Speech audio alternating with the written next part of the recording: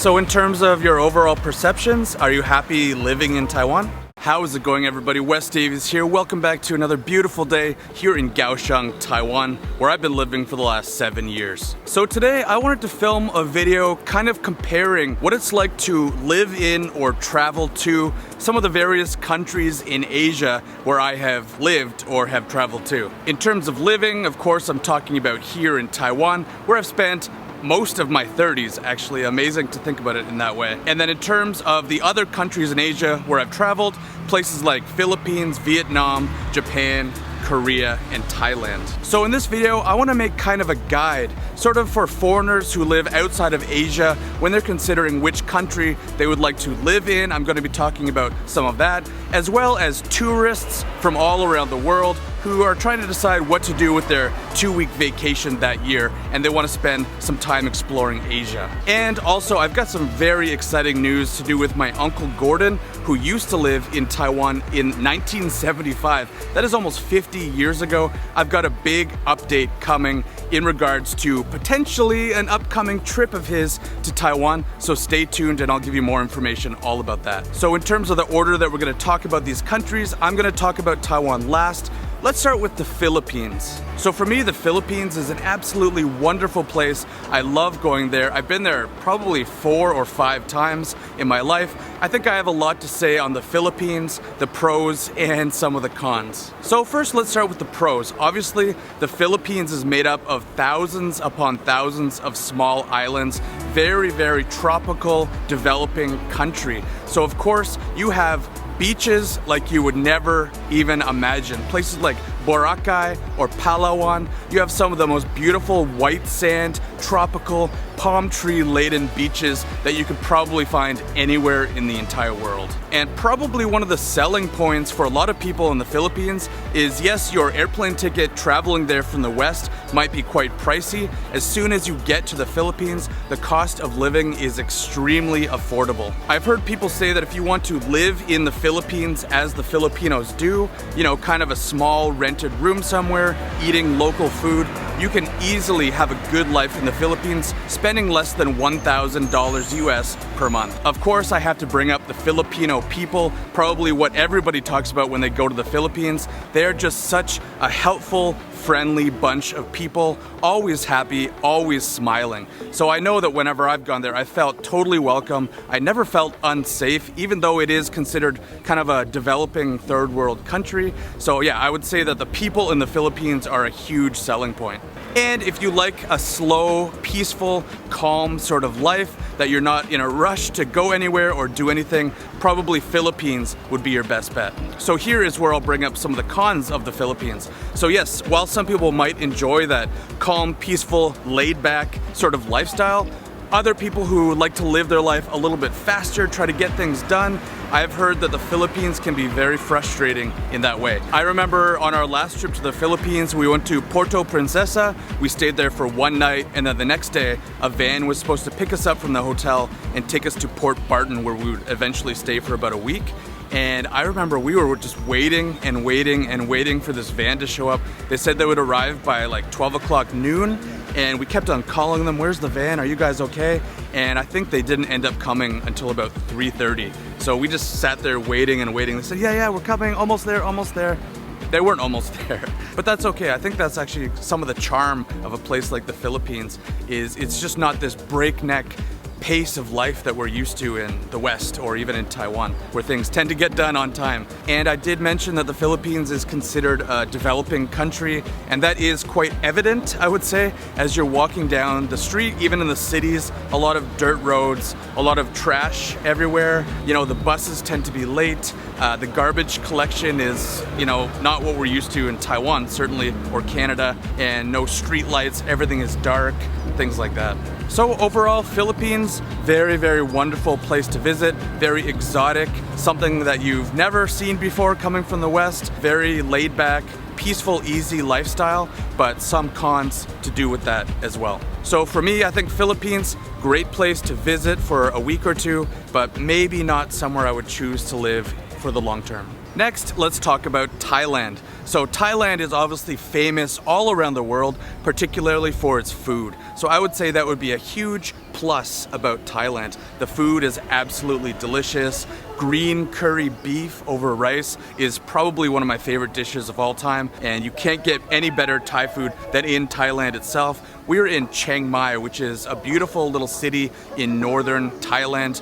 Very, very cultural city, lots of great food, mountains all around you, easy to rent a motorcycle and do some day trips outside the city. Absolutely gorgeous countryside, tons and tons of Buddhist temples, beautiful landscapes, very friendly people, and I would say Thailand is an awesome place, whether to live long-term or to spend a couple of weeks traveling and exploring. And great cost of living as well. I think for expats, it's pretty easy for you to find a very affordable condo or housing situation. If you're a digital nomad, I think Thailand might be a great place for you to settle down for a year or two. The cons of Thailand, from what I've heard, there are certain times of the year, I think in the wintertime, January, February, when all the farmers will burn their crops to make their fields ready for the upcoming growing season. That creates absolutely horrendous air. The air is just full of smoke and it's very, very unbreathable, probably super unhealthy to be breathing that air for several months out of every year. Another con that we noticed was, I think because of all the tourism coming through Thailand, they've kind of figured out how to make as much money as possible from the tourists. So we rented a motorcycle for a couple of days and we had to be very, very careful because cops there will set up roadblocks and every single foreigner that's coming through that street at that time will just automatically get a ticket because of course we don't have a Thai driving license and that brings with it some kind of fine. I think it's quite expensive actually, like almost 1,000 NT. So you just have to be very careful about that. I was lucky I didn't get a ticket, but my friend did. He went out to do some shopping on his own. He came back and said, yeah, I got one of those tickets, man. That's brutal. It's actually quite expensive to pay that off. So about Thailand, I guess I would say probably a pretty good place to live for a couple of years and also a very good place to travel.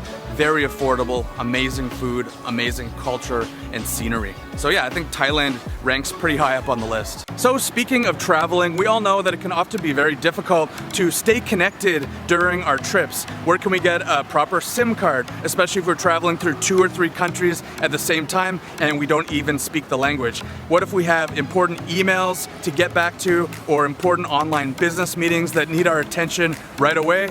How can we do that if we're so far away from home? Well, luckily we have Saily, which is a global eSIM service through the NordVPN platform, which has you totally covered. With Saily's affordable data plans, you will be able to stay connected wherever you go. With over 150 different countries available through Saily, you will be able to enjoy easy and safe internet access with literally the push of one button. So right now, head over to saily.com/WesDavies to see everything for yourself. And when you sign up now, you will receive 1 gigabyte completely for free on your first plan. And hey, this is 2024. Gone are the days when you have to annoyingly open up your phone and switch out your SIM card every time you enter a new country. That's why Saily uses something called an eSIM, which means that you can travel worry-free. Even if you're taking a bus between countries, like from Vietnam to Thailand, for example, your phone can switch automatically into the next country wherever you're going. This can also help you avoid all those dreaded roaming fees while you're traveling. And by the way, eSIMs work on your phones, tablets, and even smartwatches. So just a minute ago, I was talking about traveling through the Philippines. We flew into a very tiny airport, which didn't have any cell phone counters to buy our new SIM cards for the trip. It wasn't until much later that day,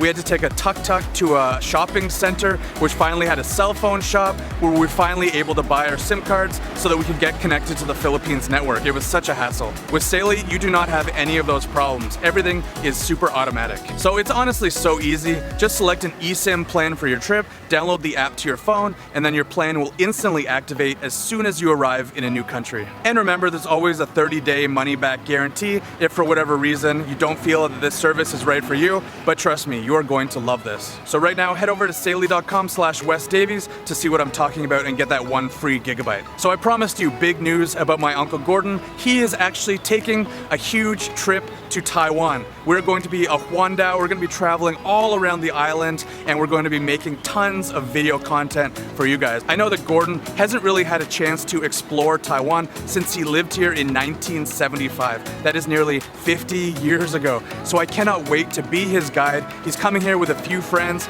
and you better believe that I'm going to be hooking up with a Saily plan so that he can use his cell phone as soon as he gets off that airplane. So make sure you go check out all of the links right down below, get hooked up with Saily, and I cannot wait for you guys to see how great this new eSIM service is. Now, let's get back to the video. Next, let's talk about Vietnam. Oh, Vietnam. I've been there twice, both times to Hanoi, because a good friend of mine lives there. He's been living in Hanoi for many years. He got married there. They just had a kid. For me, I can talk about the pros. The food is unbelievable. I absolutely love Vietnamese food. It feels fresh, healthy. It's varied. You always get tons of greens with your meal. There's spicy options, kind of a lot of vinegar sauces, which I love. I don't think we have enough really good sauces like that in Taiwan. Very, very affordable and delicious food. That would be probably my #1 selling point for Vietnam. The food is great. And again, the cost of living in Vietnam is probably one of the lowest in Asia. So if you're wanting to live a life there, while maybe not making as much money, for example, teaching as you might in Taiwan, you can definitely save more money living in Vietnam than you could in Taiwan. So the cons in Vietnam, I would say that it's just so crowded, and especially in Hanoi or probably Ho Chi Minh City, the bigger cities in Vietnam, the streets are just packed at all hours of the day. So many tourists and locals, everyone's on these like bumbling, noisy motorcycles, taxi cabs everywhere, even tuk-tuks. Every single day you're out on the street, you feel like you're in some kind of huge parade. There are that many people, and just walking down the street, because there aren't really many sidewalks that I saw, cars and scooters are just zipping by, like touching you as they drive past you. So you have to be very, very careful on the streets of Vietnam. For me, I think eventually that might drive me crazy, and especially because every single person constantly is just honking their horn. So it is just noisy, it is loud, there's so much pollution, I would say, from all the exhaust fumes as you're walking on the road. I remember when we came back to Taiwan after that trip, just walking down the street was so peaceful. You'll notice now it's a little bit darker, and that's because a foreigner walked by and he recognized me from Lucas Engstrom's video. So we stopped to have a chat, and he's a really super nice guy. His name is Jake. He lives in Kaohsiung too. So if you stick around in this video, you're gonna hear us talk about the pros and cons of living in Taiwan. We had a really nice talk, great guy. I think we're gonna become friends now. He's super cool. But let's get back to Vietnam. So overall, I would say that it's an amazing place to go and visit, especially for a couple of weeks. Such a unique country, unlike any other place in Asia, I would say. The food is amazing, rich cultural history and heritage. But for me, living there, because of the inconvenience of the traffic situation, I would say, might not be where I would want to settle down for a long time, but I do know some people that love living there, so it just depends what you want. So next, I'm going to talk about Korea and Japan. I think they're similar in lifestyle to what we have in Taiwan. Both places are a slightly higher cost of living than some of the other Southeast Asian countries we talked about. In Korea, I know that as English teachers, you can make quite a bit of money, but you're also going to be working very, very hard. People that come from Korea to Taiwan say that the teaching lifestyle here is a little bit more laid back compared to the workload that they have in Korea. And then I do have a few friends in Japan as well, and they say the same thing. Work is, very, very valued in society, hard-working life. So people say that in Japan, it's such a unique and interesting culture. Obviously, the culture is rich, goes back thousands and thousands of years, but then you end up working and working and working for maybe not as much pay as you think you might deserve. And then the apartments in Japan can be very, very tiny, especially if you're in the bigger cities like Tokyo. But of course, you cannot beat Korean food and Japanese food, famous all around the world. I absolutely love those cuisines. I think Korean might be one of my favorite styles of food anywhere. I love those hot and spicy red tofu soups. Kimchi is unbelievable. And of course, you can't beat Japanese sushi. So Korea and Japan, I would say if you want a more high quality of living, high standard of life with amazing food, then probably those places would be amazing to live for an extended period of time, but just be prepared that you are probably going to be working harder. So if you like that kind of high-paced, high work-life environment, then probably Korea and Japan would be the place for you. I think if I were to move to another country in Asia, I would definitely consider Korea or Japan. Actually, I saw a foreigner walk by and he was sort of glancing over here, and I stopped filming and I said, "Hey man, how's it going?" His name is Jake. Yeah, I recognize him from a video he made with Lucas where they climbed Teapot Mountain. Yeah, that's cool. So you've actually met Lucas Engstrom, good friend of the channel. Yeah, I've done one video with him. I haven't watched a lot of the videos, but he's really cool, really nice guy. Really nice guy. So in this video, I was actually talking about the pros and cons of various countries in Asia, and I've just been going through my list of countries, and we've gotten to Taiwan. So what would you say are your pros and cons of living in Taiwan? The best is the convenience. Yeah. I've just got the dabbing made, the big iced coffee. I get 2 or 3 a day, and you know in the UK this would cost me like a lot of money, maybe £3 or £4 each cup. This is like £1 a cup, so the cost and the convenience is definitely number one. Although people say the cost of living in Taiwan is going up a little bit. I've heard it's slightly higher than Vietnam and Thailand. So what would you say are some of the cons of living in Taiwan? If I'm being really honest, in general I think it's more of a pro than a con, that's why I live here. Okay. The main factor I would say is the weather. Initially I thought, being from the UK, I want some sun, I want to get a tan.